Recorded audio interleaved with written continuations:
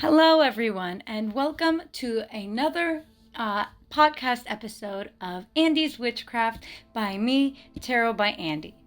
I hope you are all having a wonderful day so far. Today's episode, we are going to discuss color magic.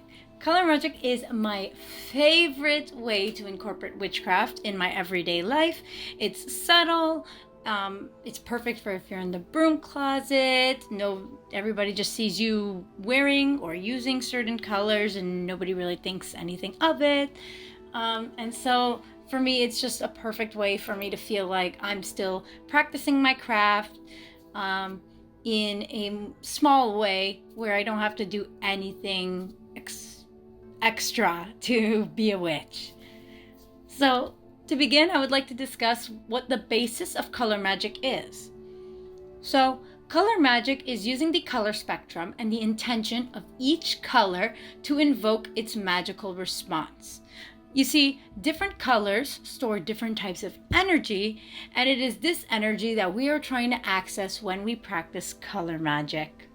So, you may be wondering, how do we access these color energies? And I'm going to tell you how. So here are some ways, and you can look up, and there are many other ways. But some of the ways are, number one, you can burn different colored candles. Number two, you can wear certain colors, either clothing, makeup, jewelry, or anything else. Number three, you can decorate your home with various shades. So painting the walls a certain color, getting furniture a certain color, and so on and so forth. You can carry around crystals of various colors. You can cook using ingredients that are a certain color. You can plant flowers that are a particular color. And like I said, there are many more out there, but these are like some of the main, most popular ways that people access the colors' energies. So first, I would like to discuss how color magic can be corresponding with the days of the week.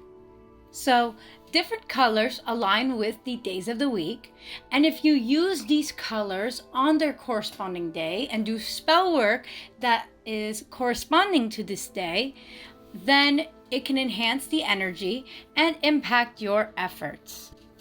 So Sunday is corresponding with the sun, and so its colors are gold, yellow, and orange. Monday corresponds to the moon, and its colors are silver, white, gray, and pale blue. Tuesday corresponds to the planet Mars, and its colors are red, brown, and any other autumn shades like orange and yellow. Wednesday corresponds to Mercury, and its color is purple. Thursday corresponds to Jupiter, and its colors are royal blue and shades of green. Friday corresponds with Venus, and its colors are aqua, so light blues and greens, pink, and copper shades. Saturday corresponds to the planet Saturn, and its colors are maroon, dark shades, and black. So if you correspond your color magic to the days of the week, it will amplify your manifestations, and it'll just make your energy and spell a lot more powerful. But you don't necessarily have to do this. This is just one of many suggestions to practice color magic in your everyday life. The next section, I will be discussing Bible verses supporting color magic. As many of you may know, I am a ChristoPagan Buddhist, and so the Christo part is the Christian aspect, and I do study the Bible, and I have seen many examples of color magic being used. By studying these colors, we are studying a form of nonverbal communication by the Abrahamic God, Yahweh, El, whatever you refer to him, as he uses colors to visually give a sign to represent his promises, plan for our salvation, and much more. So this isn't to evangelize. This is just one part of my practice and a way that I use color magic in my craft. The first color I would like to discuss is the color white. This is referenced in Mark chapter 16, verse 5. As they entered the tomb, they saw a young man dressed in a white robe sitting on the right side, and they were alarmed. In this context, white is seen as an angelic color, representing purity, holiness, light, redemption, and the righteousness. White is also referenced in Isaiah chapter 1, verse 18. "Come now, let us settle the matter, says the Lord. Though your sins are like scarlet, they shall be as white as snow. Though they are red as crimson, they shall be like wool." So two colors are referenced here. The first, white, like I said, it represents, again, purity, holiness, light, redemption, and righteousness. The same thing. Scarlet and red is seen as the color of blood.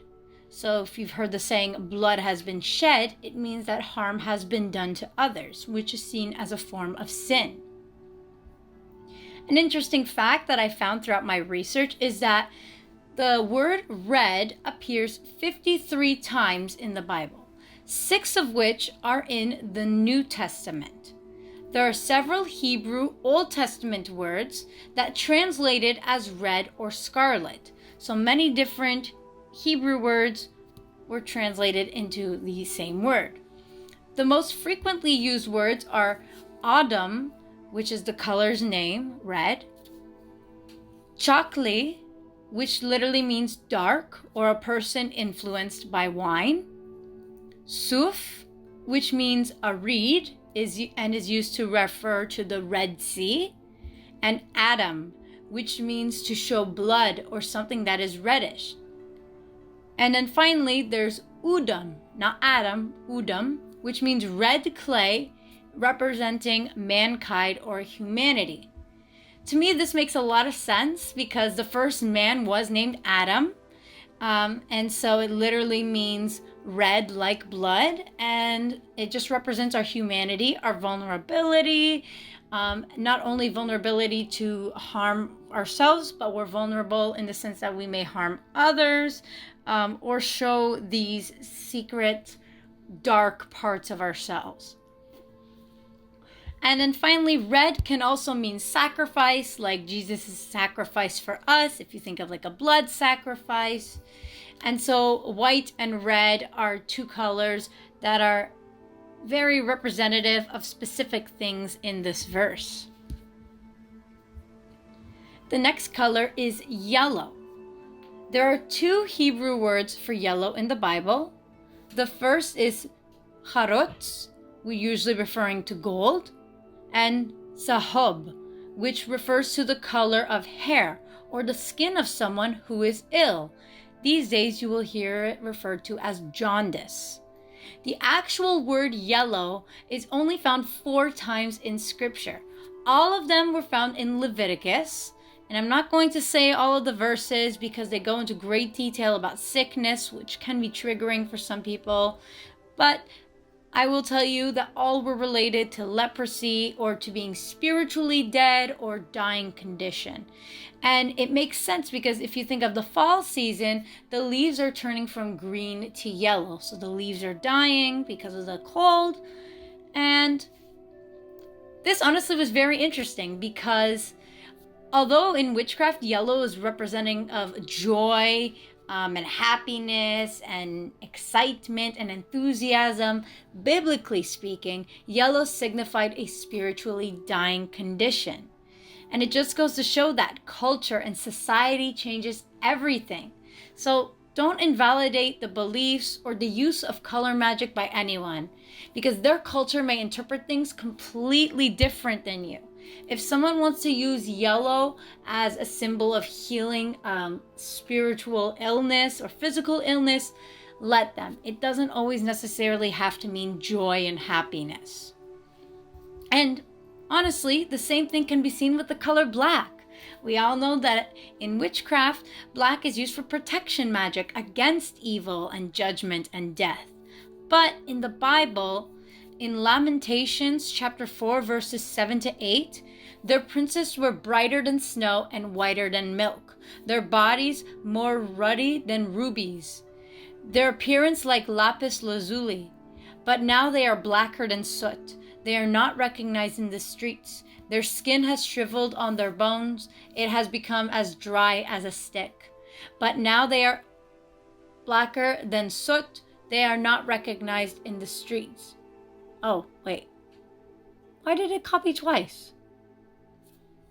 My bad. My notes are...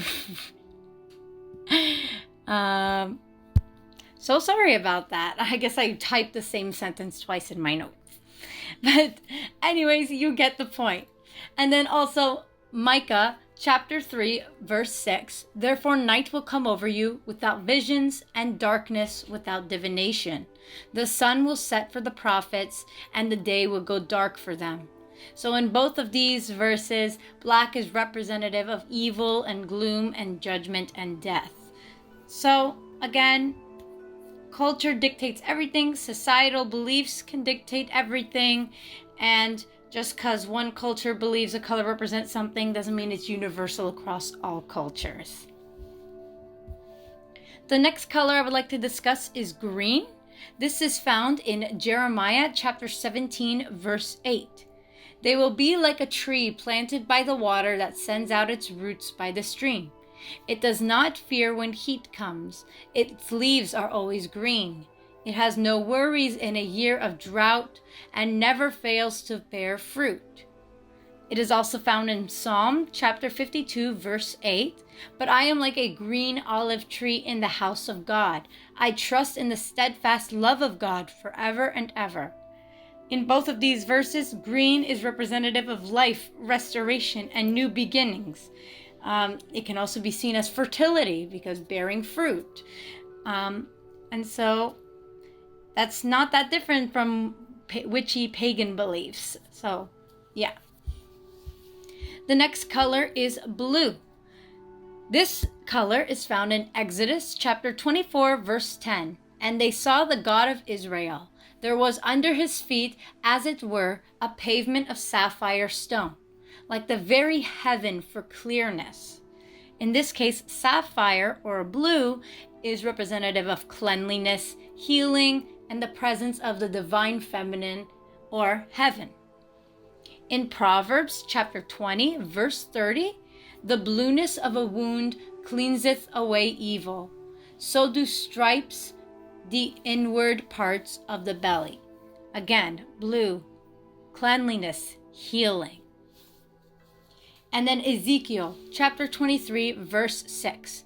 Clothed in blue, governors and commanders, all of them handsome young men, and mounted horsemen. In this case, blue was seen as an authority that is right below the level of royalty. So we're going to get to this in a minute, but purple is what's representative of royalty.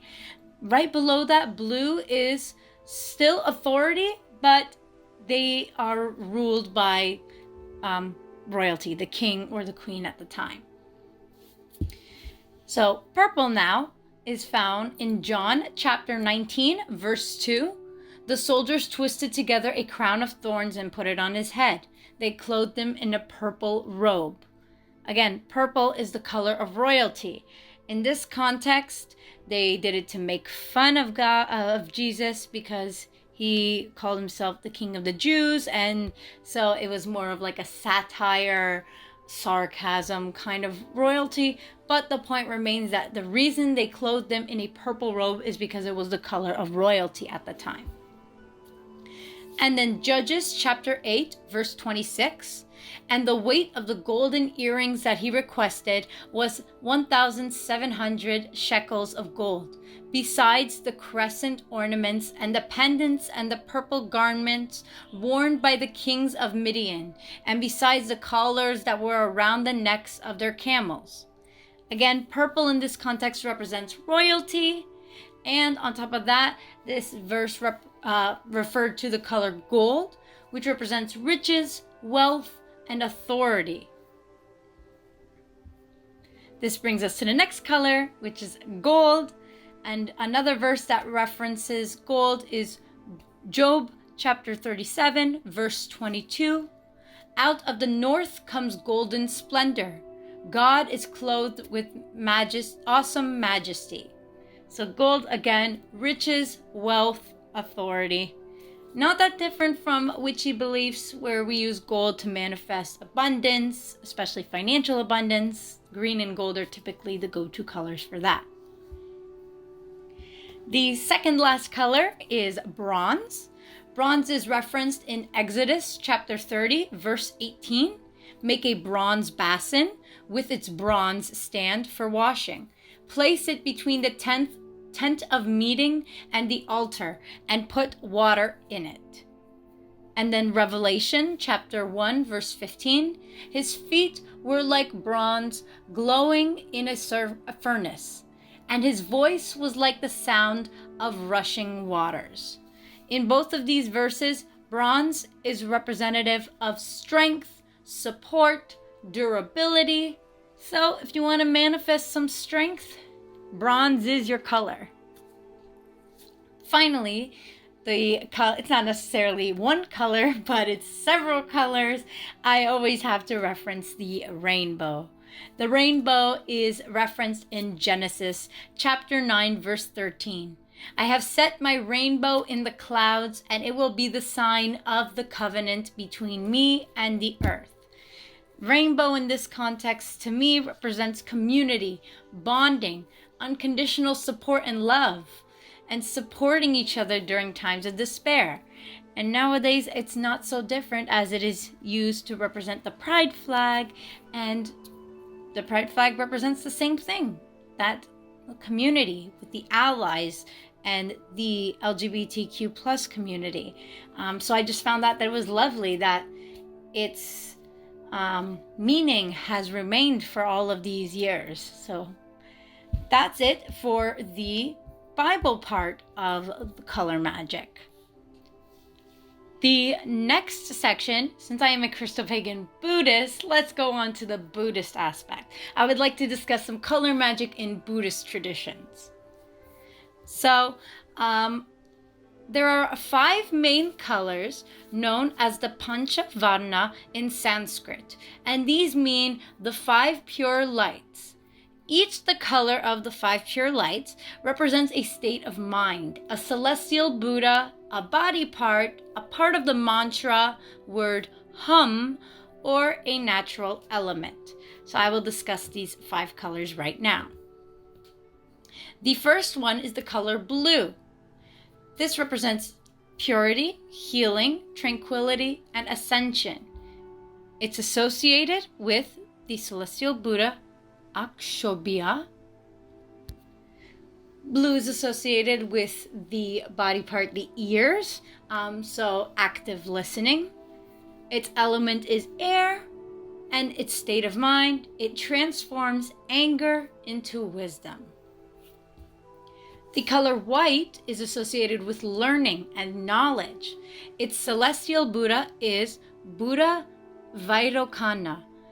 Its body part is the eyes, so it's great for seeing things as they are. Its element is water, and its state of mind is that it cuts the delusion of ignorance and turns it into the wisdom of reality. So, like I said, good for seeing things as they are, seeing things as the truth, the absolute, concrete, unbiased reality. The next color is red. It represents life force and preservation, which makes sense since it's like blood, and blood is essentially our life force.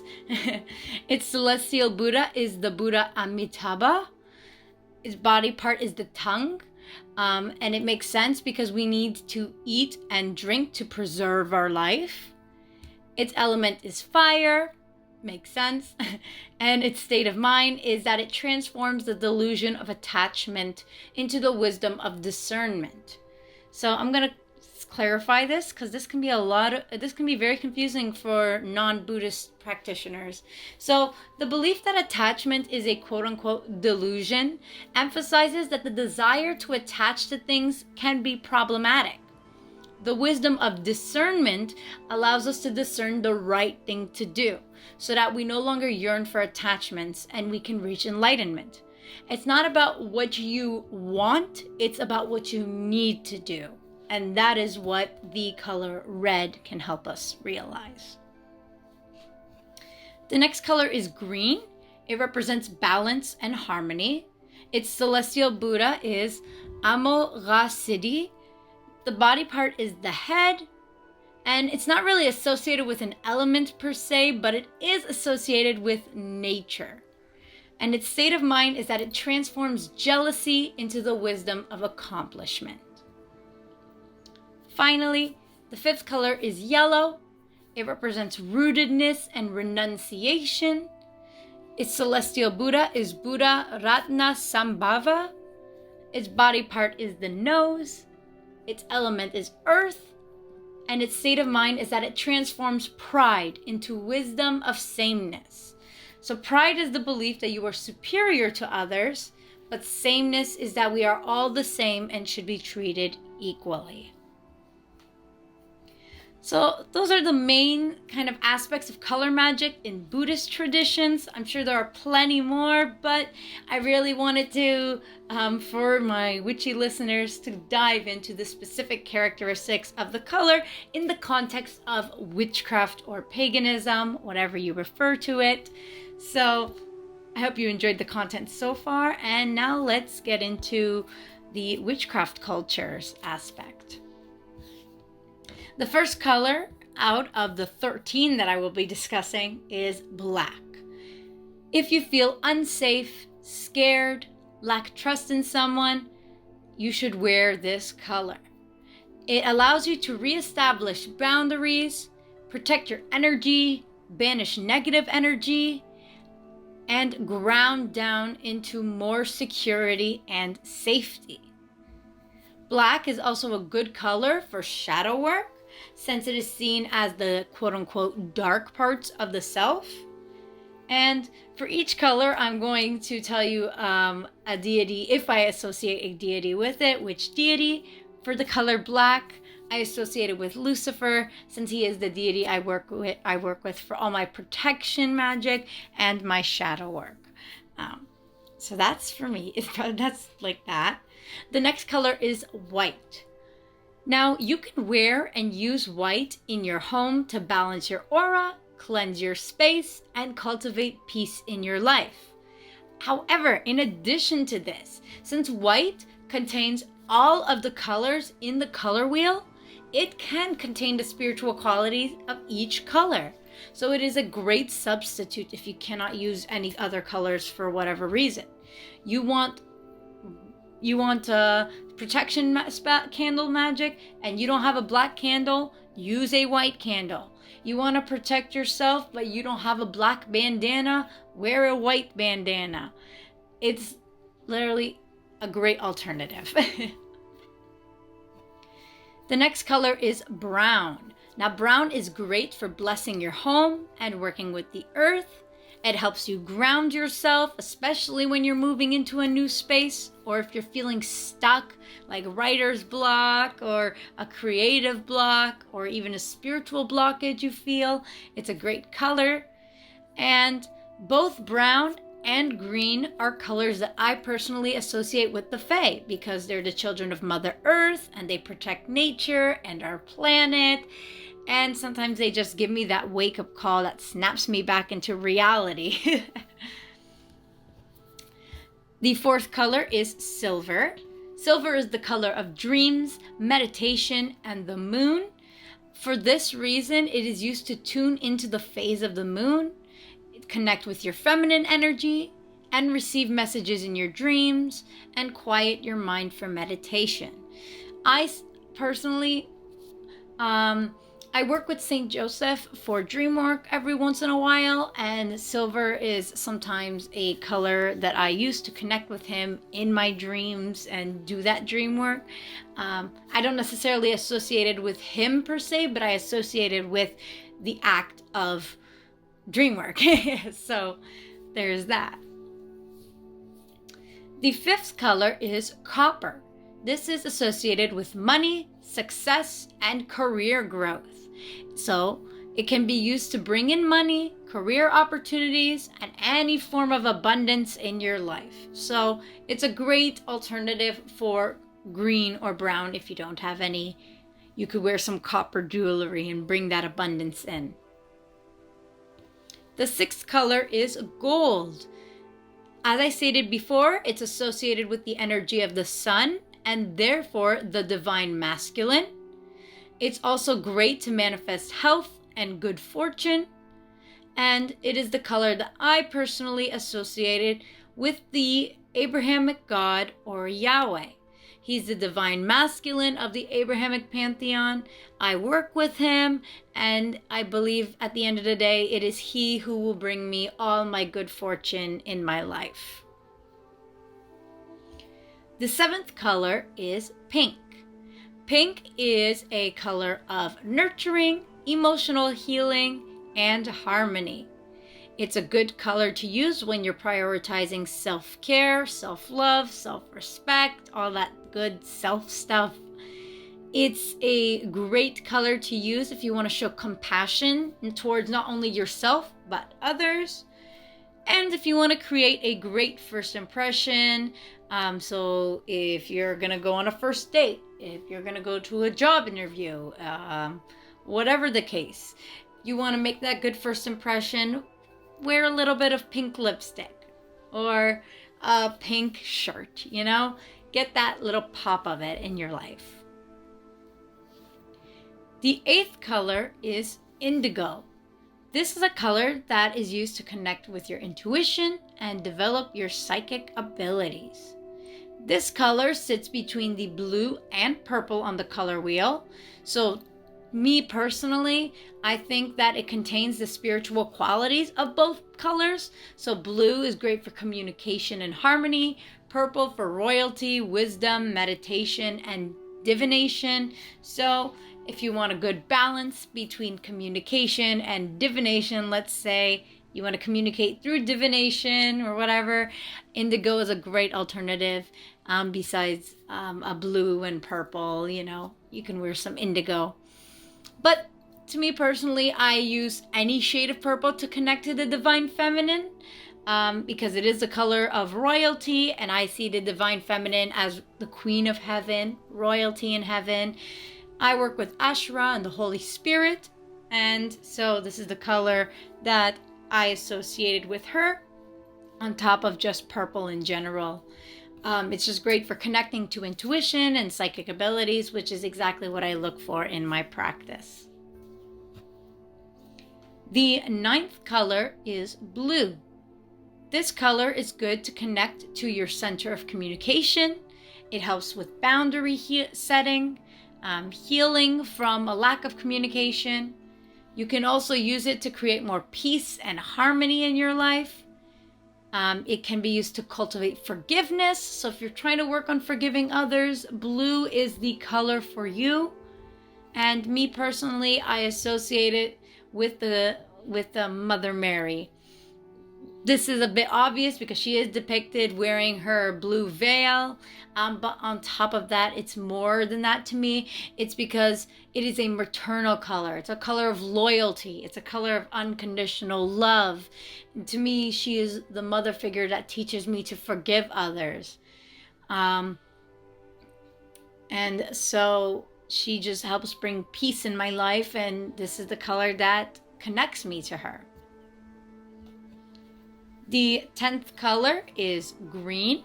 It's associated with abundance, attraction, manifestation, growth, and plant magic. It is used to connect with the earth, manifest desires, and facilitate personal growth. If you are trying to conceive or you want to connect to a maternal kind of color to help with your abilities as a parent, green is a great choice for that.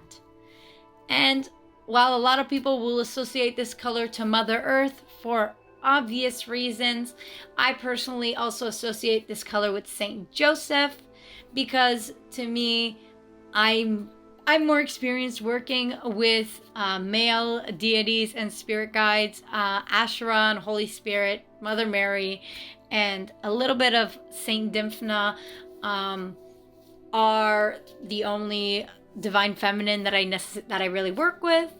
And so when things are traditionally associated with the divine feminine, sometimes I'm just like, oh, but I think this deity, this spirit, this saint associates more to me personally. So Saint Joseph, because it's a fatherly color as well, it's not necessarily only a maternal feeling, and fathers can also have maternal aspects. So I feel like it connects to that maternal aspect of Saint Joseph. And on top of that, it is a color he is depicted wearing the most. And he just helps me stay grounded into reality and attracts the good people in my life. And so this is a color that I associate with him. The 11th color is yellow. This is associated with the element of air. So you can use this when you need inspiration, when you want to bring more pleasure and joy into your life, and when you want to manifest travel. It's associated with abundance and joy. So if you're feeling depressed or anxious, you can wear this color. And me personally, I associate this color with the Buddha, Shakyamuni Buddha, Siddhartha, Gautama, whatever name sounds familiar to you, that's the guy. And it's because he brings me so much joy in my life. He balances out the negativity in my life with positivity. He helps me be more mindful. And honestly, I never enjoyed life as much until I brought him into my craft. So this is the color I associate with him. The 12th color is orange. And this is a color that helps get to the center of your creativity, passion, and sexuality. You can cultivate this color's energy to create more joy, passion, and pleasure in your everyday life. So this is another color where if you're having an artist or writer's block or creative block, it is a great color to work with to bring that motivation and those ideas in. And finally, we have the color red. Again, it's associated with the fire element, so it's the color of passion, sexuality, and courage. You can work with this color when you're with a romantic partner, or if you just need an extra dose of confidence and bravery. It's also a great color to use for love and seduction magic. So that is all I have for this episode today. I hope you found it useful, and I hope this episode just brings to mind that everybody has different beliefs, different cultures, and different religions will have different ideas related to especially colors, which are just such a vague symbol. And it's up to each individual to find out what that symbol means to them. It's going to mean different, even within cultures. It's going to mean different to different individuals, and that is perfectly okay. So if, hey, I said that pink is the color of self-love, and you're like, no, I like indigo for self-love, then you use that indigo. Not everything is set in stone. It's all about your intention at the end of the day. These colors just help accelerate that intention. So please keep that in mind as you're continuing on your spiritual journey. And that is about it. If you liked this podcast episode, give me a quick like, comment, and subscribe to my channel for more. You can follow me on social media. My Instagram is @AndysWitchcraft. My TikTok is @TarotByAndy. You can even stay connected to me through Discord, my Discord server, Crystal Caverns. The link will be in my link tree below. And also, if you have any ideas for future videos that you want to share, click the link in my link tree labeled video ideas. Give me your suggestions. I would love to do a video on them.